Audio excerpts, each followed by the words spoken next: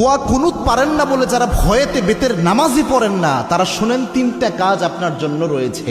এই তিনটা কাজ করলে বেতের নামাজের পরিপূর্ণ সওয়াব আপনি পেয়ে যাবেন। সুবহানাল্লাহি বিহামদিহি। ইসলাম যে কত সহজভাবে আপনাকে সমাধান দিয়েছে কল্পনা করতে পারবেন না। এই যে বেতের নামাজে যে দোয়া কুনুতটা আমরা পড়ি, এটা কিন্তু অনেকের মুখস্থ হয় না, যার কারণে অনেক বড় দেখে অনেকে বেতের নামাজই পড়ে না যে আমি দোয়া কুনুত পারি না, আমি কি বা পড়বো। অথবা অনেকে এমন রয়েছে বেতের নামাজে দাঁড়িয়ে দোয়া কুনুতের সময় চুপ করে থাকে, একটা শব্দ করে না, এরকম আছে অনেকে। তো এরকম কোনোটাই মাধ্যমেই আপনার কিন্তু দোয়া কুনুতের যে হক এটা আদায় হচ্ছে না। এবং বেতের নামাজ এটা কিন্তু ওয়াজিব একটি নামাজ, এই নামাজকে আপনি ইচ্ছা করে ছেড়ে দিতে পারবেন না, এবং ওয়াজিব সবসময় চাইলে আপনি তরক করতে পারবেন না। এই জন্য বেতের নামাজ গুরুত্বপূর্ণ।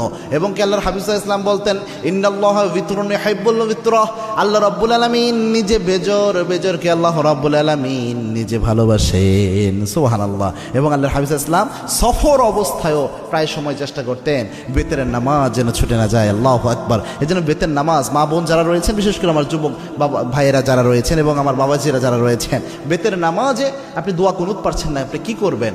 প্রথম যদি আপনি দোয়া কুনুত না পারেন তাহলে আপনি যে দোয়াটা পড়বেন, রব্বানা আতিনা ফিদ দুনিয়া হাসানাহ ওয়া ফিল আখিরাতি হাসানাহ ওয়া কিনা আযাবান নার।